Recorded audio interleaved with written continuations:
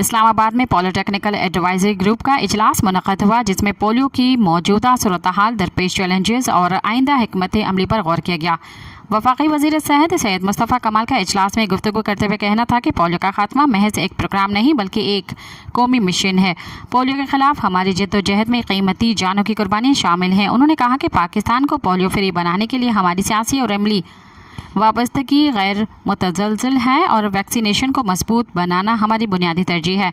Directorate of immunisation के लिए Peshawar DG की तकर्री की गई और मजहबी और समाजी रहनुमाओं की मदद से इनकारी केसेस में कमी आ रही है।